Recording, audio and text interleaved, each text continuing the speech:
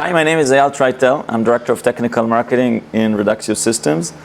So what we'll do quickly here is do a demonstration of nice recovery of applications. So what I'm going to demonstrate to you today is the Reduxio backdating feature combined with databases.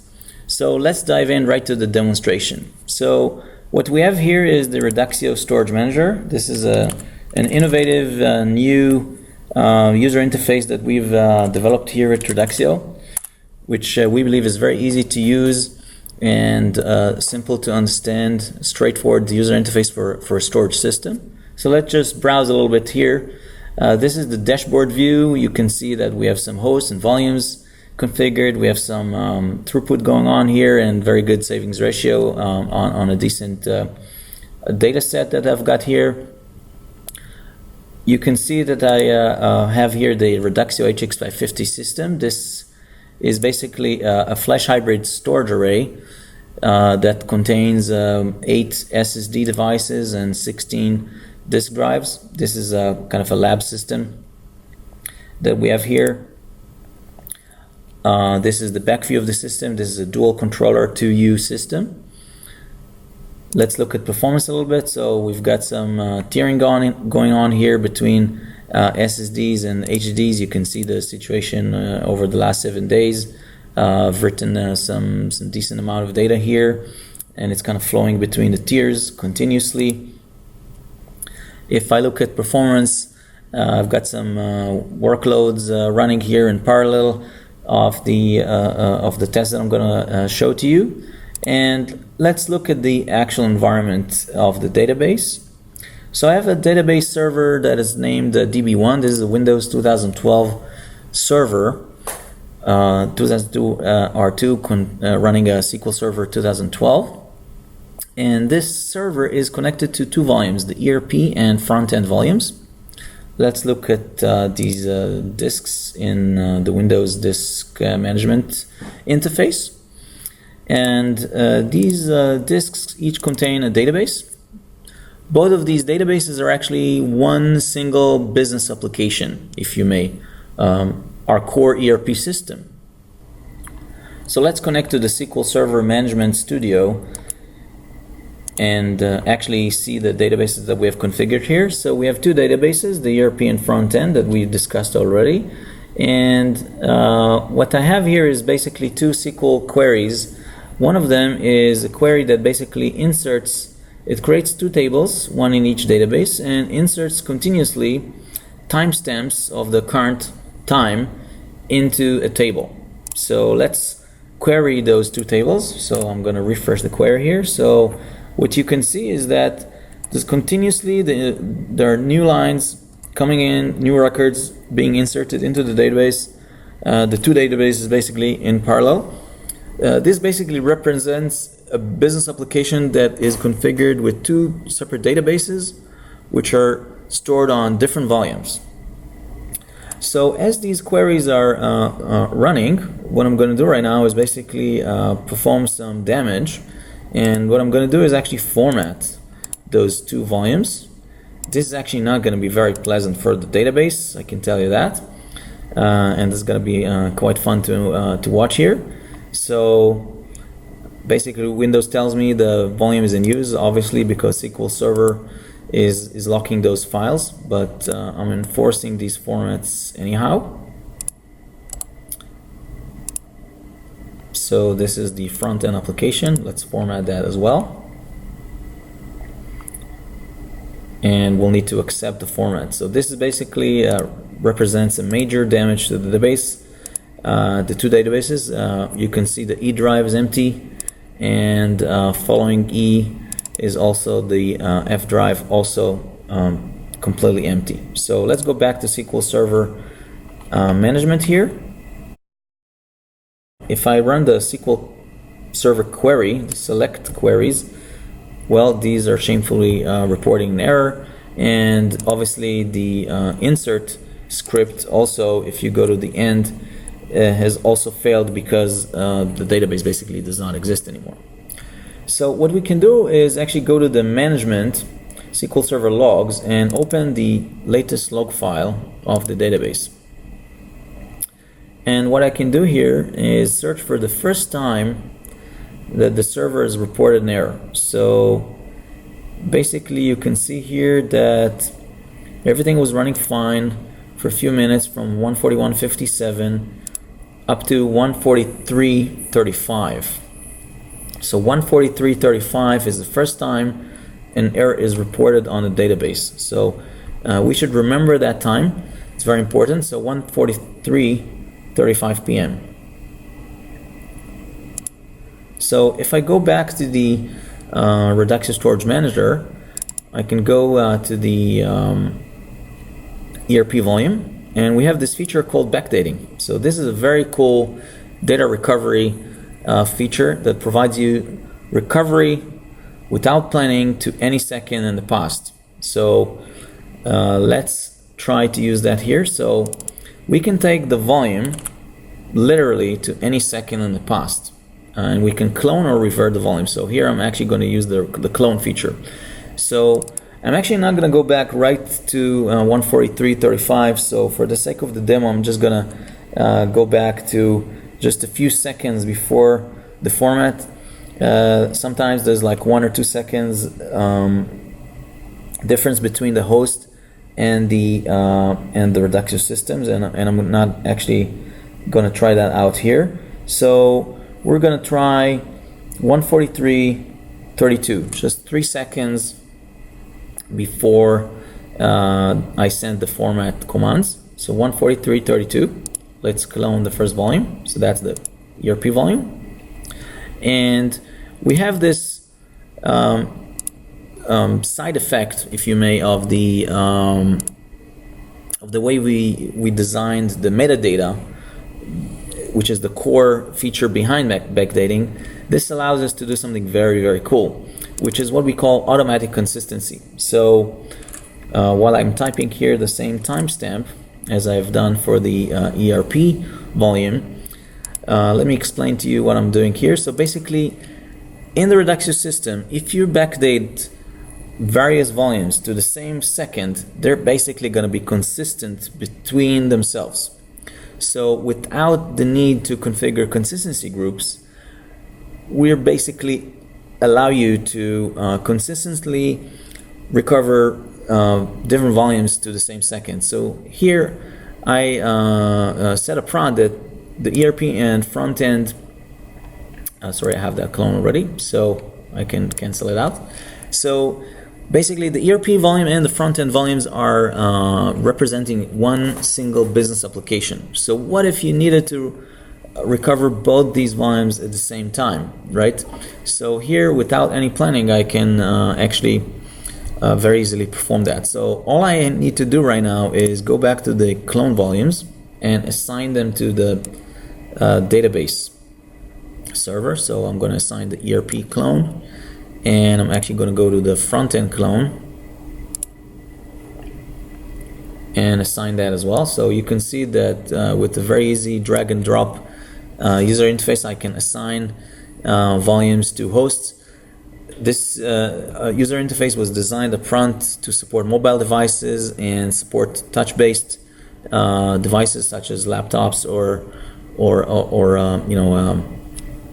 iPads and so on. So let me go back to the disk management of Windows. I'll rescan devices here, and what I expect to see here is the 2 volumes which I just cloned. So if I online these volumes, basically what I'm going to get is 2 new drive letters, and these are G and H. Let's open G, and thankfully enough, G contains our ERP database, and if I take a look at H contains our front-end database. So I've restored the two volumes with the databases. So let me go back to SQL Server Management, and what I have here is the existing volumes, existing databases. What I'm actually going to do is offline these two databases because I don't need them anymore. They are actually corrupt databases, right? They're down. They're non-existing. Not really corrupt, but non-existing. I will detach those two. And the reason I'm doing it is not necessary. It's just to simplify the demonstration so that I can run the same select queries on the recovered databases without changing any names. So avoiding conflicts in the names of the databases. So I'm actually going to attach now the recovered databases. So I've got one in the G drive. Let me select that one. So that's my ERP database. And I'm going to attach actually the front-end database as well. That's in the H drive.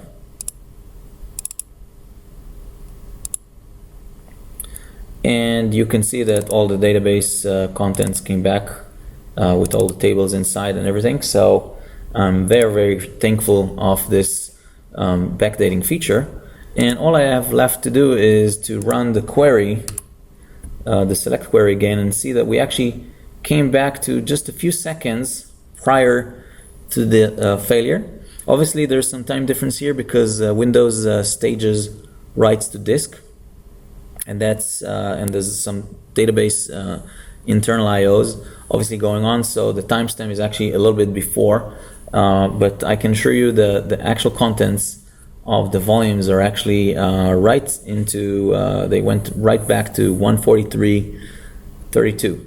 Justin and I figured out that we want you to have an API where our orchestration layer can tell you that at 2 o'clock in the morning, that tomorrow we're running the end of month.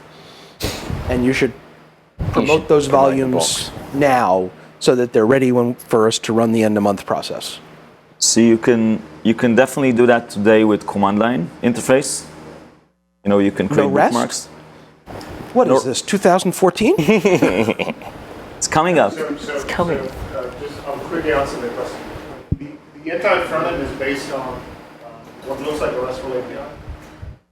We just, we wanted to get the product out. Yeah, And making an API is more than, it's a little bit more than just saying, hey, here you go, guys. Yeah. So have fun with it. How it's being perceived. Now have to get it in but- we have to make sure it's stable. Yeah, it's fine. This is something that's definitely going to be there in the next From the 2014, it should have been clear I was being And meanwhile, it facetious. wouldn't be that hard to put some kind of scheduler in to be able to do this until you can get the APIs up and running. Yeah, we were talking about I that. can force a command into the CLI for now. Yeah, and doing some of this stuff, like doing seasonality analysis and detection is kind of complex and requires some pretty funky statistics, so it actually makes sense to put that on a different system. And, we were just saying, there's a startup idea. If it doesn't exist already, there'll be one tomorrow of a virtual machine that controls not just this kind of system, but any system to do tiering promotion based on seasonality and that sort of stuff. So, if anyone knows how to write that and would like to fund me to do that, that would be cool. You'd have to actually plug into the VIO filters to collect, Which we have now. collect the data. Yeah, which we can do. Right. So, ta-da! Yeah. Yay. Yeah, I mean, when I was running the university IT, it's like registration is the single biggest application that runs. It demands as many resources as you can give it for a week. And it only runs Then once, it's over. once a year. And Twice a year. Sorry, twice a year. Yeah. Right.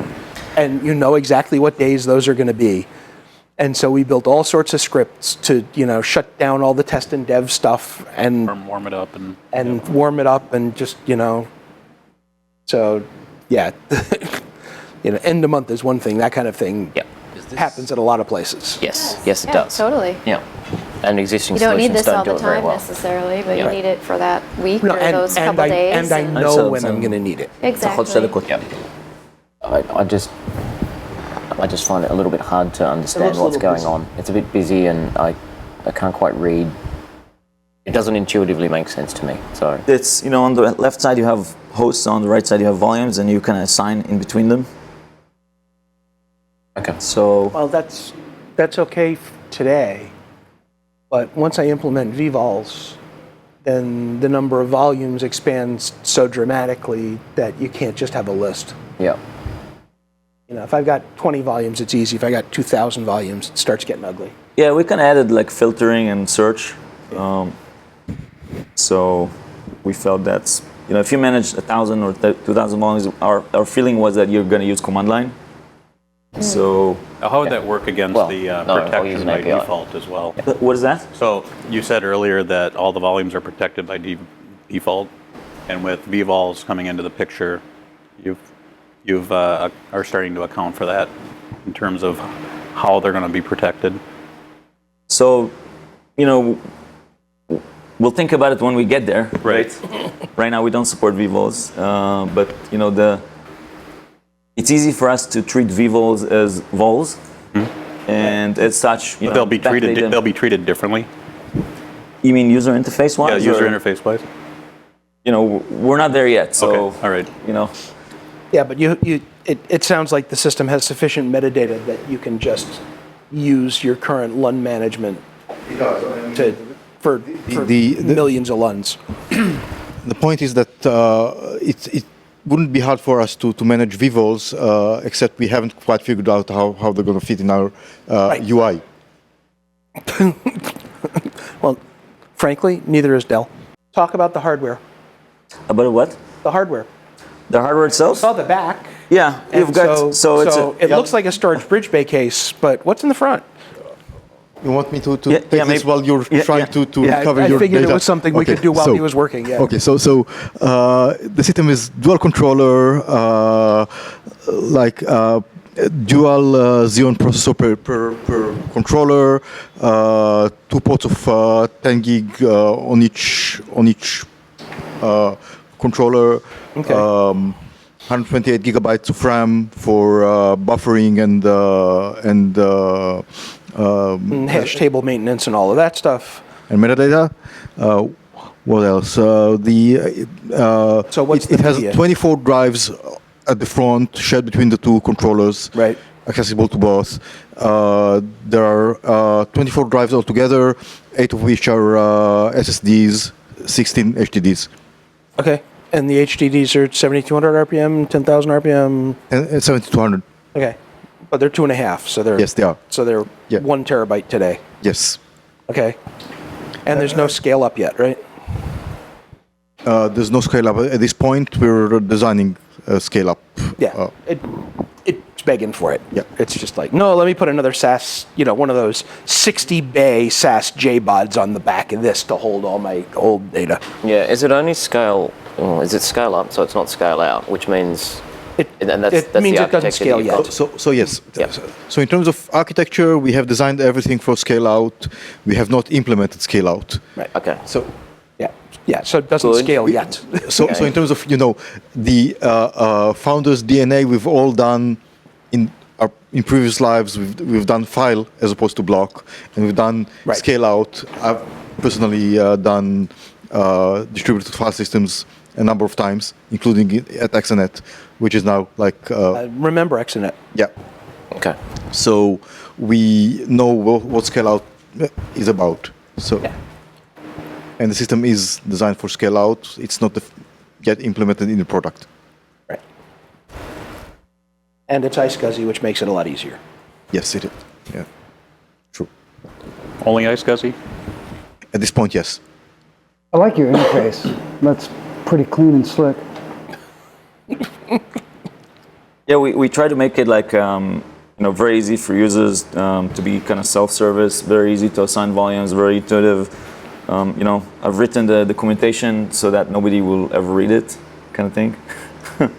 So we do have full documentation, but the idea is that nobody is gonna ever need to read that.